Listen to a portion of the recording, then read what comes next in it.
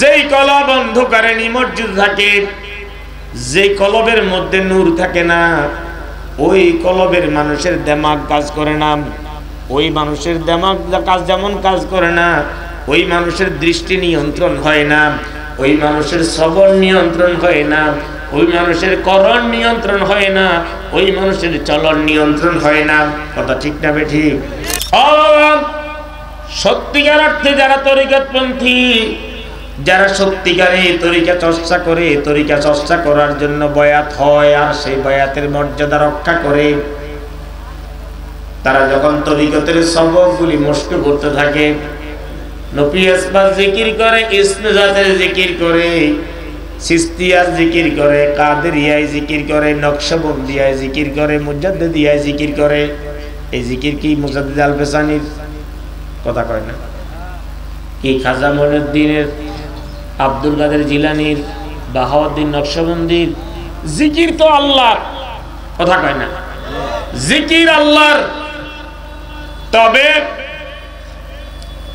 আব্দুল কাদের জিলানী, বাহাউদ্দিন নকশবন্দি, মুজাদ্দিদ আল বেসানি, খাজা মঈনুদ্দিন চিশতি রহমতুল্লাহ আলাইহি, ওনারা জিকিরের যে পদ্ধতি অনুসরণ করেছে, ওনাদের অনুসৃত পদ্ধতি অনুযায়ী যখন একজন সালেক, একজন তরিকতপন্থী যখন তরিকা চর্চা করে, তরিকতের নিয়ম অনুযায়ী যখন জিকির আজকার করতে থাকে, একাগ্রতা পয়দা হয়, একনিষ্ঠতা তৈরি হয়, ধ্যান সৃষ্টি হয়।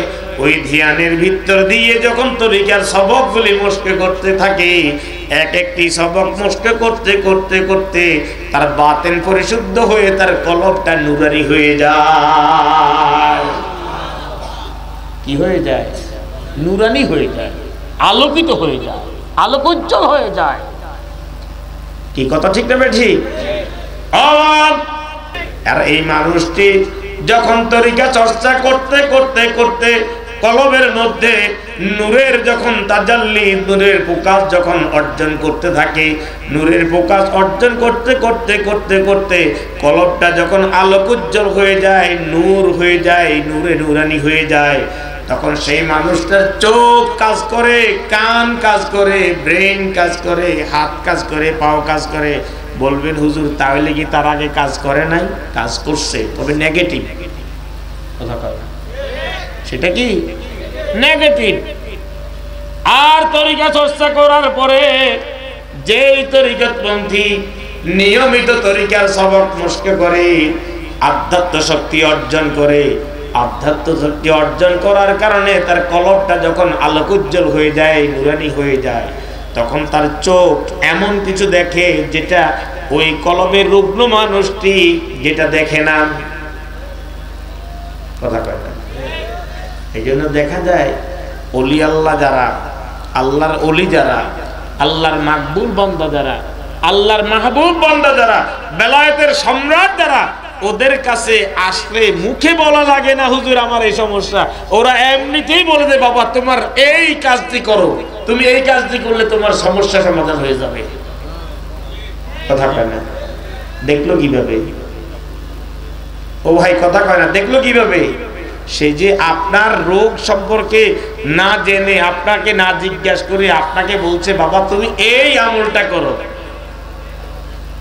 বাবাজিরা আমার, মানুষ যখন বেলায়েত অর্জন করে, মানুষ যখন মারিফতের নূর হাসিল করে, মানুষ যখন তাজকিয়া করে করে তার অন্তরাত্মাকে পবিত্র করে, এই অন্তরাত্মাকে যখন সে শক্তি সম্পন্ন করে, তখন এই চোখের পাওয়ারের মধ্যে ভিন্ন একটা পাওয়ার যুক্ত হয়ে যায়, যেই পাওয়ারটা অদৃশ্য কিংবা গুপ্ত কোন জিনিস পর্যন্ত তার দৃষ্টির মধ্যে এনে দেয়। জোরে কন্যা সুবহানাল্লাহ।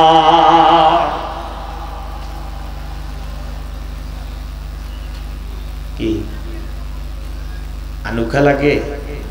হ্যাঁ, অবস্থা মনে হয়? অবস্থা মনে হওয়াটাই স্বাভাবিক, কারণ যার কাছে শক্তি নাই সে মনে করে সবাই এরকম।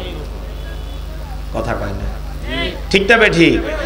যার চোখে জ্যোতি নাই সেই মনে করে সব মানুষই বুঝি আমার মতো জ্যোতিহীন। ঠিক না বেঠিক? জ্যোতিওয়ালা চোখ আর জ্যোতিহীন চোখ দুইটা এক নয়। কথা ঠিক না বেঠিক?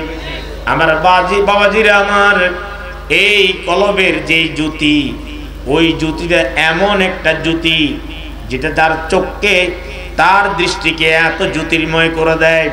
যেমন আমি যদি এখান থেকে তাকাই, বেশি তো বেশি 1-1.5 মাইল 2 মাইল 3 মাইল পর্যন্ত আমি দেখব, কিন্তু তারপরে কি ঘটছে কি হচ্ছে আমি দেখব না। কথা ঠিক যাবে ঠিক? আর একটা দূরবীন যদি চোখের মধ্যে লাগায় 20, 40, 50, 100 কিলোমিটার মাইল পর্যন্ত দেখা যায়। কথা ঠিক যাবে ঠিক?